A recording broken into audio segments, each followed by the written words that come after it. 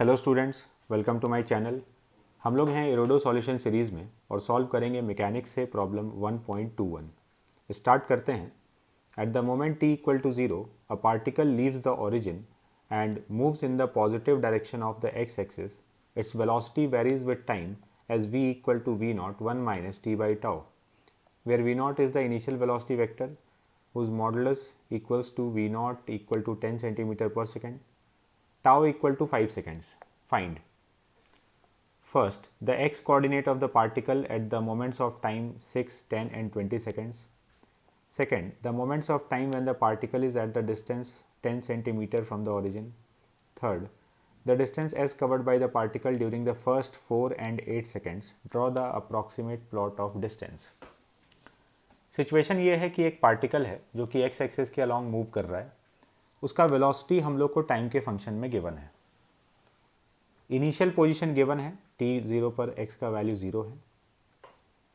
तो first part में हम लोग को उसका पोजीशन बताना है अलग अलग इंस्टेंट पर 6, 10 एंड 20 पर। डिस्प्लेसमेंट हम लोग लिख सकते हैं इंटीग्रल v dt, वेलोसिटी का इंटीग्रेशन टाइम के रेस्पेक्ट में। तो ये डिस्प्लेसमेंट दे देगा डेल्टा एक्स।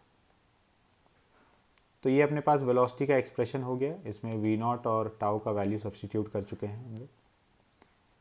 इसको इंटीग्रेट कर ले रहे हैं, इंटीग्रल v dt टाइम 0 से लेकर t तक। तो इंटीग्रेट कर लेने पर हम लोग को डिस्प्लेसमेंट का वैल्यू ये मिल गया, ये आ गया डेल्टा एक्स किसी भी टाइम t तक। तो displacement is final position minus initial position, initial position 0 है।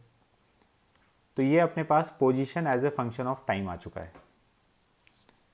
अब हम लोग को अलग अलग टाइम पर पोजीशन बताना था 6, 10 एंड 20 सेकेंड्स पर। तो ये तीनों टाइम इसमें सब्स्टिट्यूट कर देंगे तो पोजीशन आ जाएगा 24, 0 एंड -20। फिर हम लोग को बताना है कि कितने टाइम के बाद पार्टिकल ओरिजिन से 10 सेंटीमीटर के डिस्टेंस पर होगा। ये पार्टिकल का पोजीशन है, 10 सेंटीमीटर डिस्टेंस पर है अगर ओरिजिन से। इसका मतलब है कि वो या तो x इक्वल टू +10 पर होगा या फिर -10 सेंटीमीटर पे होगा। दोनों ही केसेस में ओरिजिन से डिस्टेंस 10 सेंटीमीटर हो जाएगा। तो हम लोग दोनों वैल्यू एक एक बार इस पोजीशन के इक्वेशन में सब्स्टिट्यूट करेंगे। एक बार x इक्वल टू +10 रखें तो ये क्वाड्रेटिक इक्वेशन बन गया। इस क्वाड्रेटिक इक्वेशन को सॉल्व कर रहे हैं तो इससे टाइम का दो वैल्यूज हम लोग को मिल रहा है, 1.1 एंड 9 सेकेंड्स। फिर हम लोग पोजीशन का वैल्यू -10 रख रहे हैं तो फिर ये क्वाड्रेटिक इक्वेशन बना। इसको सॉल्व करके टाइम का ये दो वैल्यू आ रहा है 11 एंड -0.9। तो -0.9 सेकेंड को हम लोग रिजेक्ट कर देंगे क्योंकि टाइम नेगेटिव नहीं हो सकता। तो टोटल 3 टाइम का वैल्यूज हम लोग को मिलेगा 1.1, 9 एंड 11। ये 3 टाइम का वैल्यूज है। तो ये 3 टाइम एक्चुअली में कैसे आ रहा होगा अगर हम लोग डायग्राम से समझें। सपोज ये एक्स एक्सिस है और ये ओरिजिन है, ये +10 यहाँ पर और यहाँ पर ये -10। तो पार्टिकल यहाँ से चला है, यहाँ से स्टार्ट हुआ ओरिजिन से, ऐसे आगे गया, कुछ आगे जाके क्रॉस किया, यू टर्न मार के वापस आया। तो गया, इसका वेलोसिटी कहीं 0 हुआ, यू टर्न मार के इधर वापस आ गया। तो +10 को 2 बार क्रॉस किया, जाते समय आते समय, और -10 को 1 बार।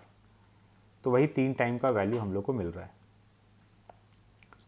इसके बाद हम लोग को थर्ड पार्ट में डिस्टेंस कैलकुलेट करना है 4 सेकेंड और 8 सेकेंड में। तो ये अपने पास पोजीशन का एक्सप्रेशन है, ये वेलोसिटी का एक्सप्रेशन। डिस्टेंस और डिस्प्लेसमेंट बराबर हो सकते हैं स्ट्रेट लाइन में अगर पार्टिकल यू टर्न नहीं ले। तो स्ट्रेट लाइन में ही चलता रहे तो डिस्प्लेसमेंट और डिस्टेंस बराबर हो जाएगा। तो पार्टिकल यू टर्न कब लेता है? पार्टिकल यू टर्न लेता है जब उसका वेलोसिटी 0 होता है, इंस्टेंटेनियसली रेस्ट पे आता है। तो हम लोग वेलोसिटी 0 करके देखते हैं कि ऐसा कब हो रहा है। वेलोसिटी को 0 कर रहे हैं तो यहाँ से टाइम का वैल्यू मिला 5 सेकेंड्स। 5 सेकेंड पे वेलोसिटी 0 हुआ है, मतलब इस समय उसने यू टर्न लिया है। तो इसके पहले पहले तक 5 सेकेंड से कम तक में कोई भी टाइम देखेंगे तो वहाँ तक डिस्प्लेसमेंट और डिस्टेंस हम लोग को इक्वल दिखेगा। Before 5 seconds magnitude of displacement equal to distance. तो हम लोग को 4 सेकेंड्स पे कैलकुलेट करना था, तो ये 4 सेकेंड t इक्वल टू 4 इसमें पुट कर देंगे, तो ये हम लोग को डिस्प्लेसमेंट दे देगा as well as distance travelled, क्योंकि 5 सेकेंड तक दोनों सेम है। तो डिस्टेंस ट्रेवल्ड आ गया 24। 8 सेकेंड्स में देखना है तो अब पार्टिकल यू टर्न मार चुका है, तो अब डिस्प्लेसमेंट और डिस्टेंस बराबर नहीं है। तो कैलकुलेट करते हैं। इनिशियल पोजीशन हम लोग को मालूम है 0 है, और 8 सेकेंड पर हम लोग को पोजीशन देखना है, तो t इक्वल टू 8 अपने इक्वेशन में सब्स्टिट्यूट कर देंगे, तो पोजीशन आ रहा है 16। इनिशियल पोजीशन 0, फाइनल पोजीशन 16, और एक टाइम पर और चेक करेंगे जब पार्टिकल ने यू टर्न लिया है।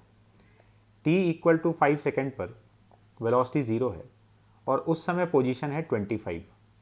अब हम लोग को डिस्टेंस ट्रेवल का आइडिया मिल जाएगा। इस डायग्राम में देखते हैं।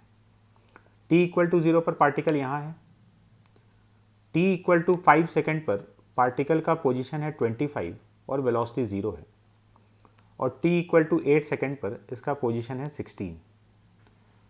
इसका मतलब ये हुआ कि यहाँ से स्टार्ट होकर पहले ये 25 तक पहुँचा और यू टर्न मारकर यहाँ आ गया। तो ये पूरा जो लेंथ है यही इसका डिस्टेंस ट्रेवल्ड है। तो यहाँ से लेकर यहाँ तक ये डिस्टेंस हो गया 25, ये 25 हुआ, और यहाँ से यहाँ तक ये 9 हो गया। तो total distance travelled is 34 centimetres. फिर हम लोग को डिस्टेंस वर्सेस टाइम का ग्राफ प्लॉट करना है। तो डिस्टेंस वर्सेस टाइम के ग्राफ में ये अपने पास स्पीड हो गया, वेलोसिटी का मैग्नीट्यूड ले लिए हम लोग। t0 पर स्पीड 10 मिल रहा है, जैसे जैसे टाइम बढ़ेगा स्पीड जो है वो डिक्रीज कर रहा है। 5 सेकेंड पर स्पीड 0 है, और 5 के बाद फिर से स्पीड इंक्रीज करना चालू हो जाएगा। तो 0 से 5 में स्पीड डिक्रीज करेगा और 5 to 8 में स्पीड इंक्रीज करेगा। तो हम लोग का जो position time distance time graph जो है वो ऐसा होना चाहिए। डिस्टेंस टाइम ग्राफ का स्लोप हम लोग को स्पीड देता है, तो इस ग्राफ का स्लोप पहले डिक्रीज करना चाहिए और फिर इंक्रीज करना चाहिए। तो यहाँ से स्टार्ट हुआ ओरिजिन से, पहले इसका स्लोप डिक्रीज कर रहा है, किसी भी समय टेंजेंट ड्रॉ करेंगे तो ये हॉरिजॉन्टल होता जा रहा है। तो पहले स्लोप डिक्रीज किया और फिर स्लोप इंक्रीज करना चालू हो गया। तो ये एस टी ग्राफ है। t इक्वल टू 5 सेकेंड तक डिस्टेंस 25 था और 8 सेकेंड पर 34। ये हम लोग 5 सेकेंड्स तक का डिस्टेंस देखे थे, ये आया था 25।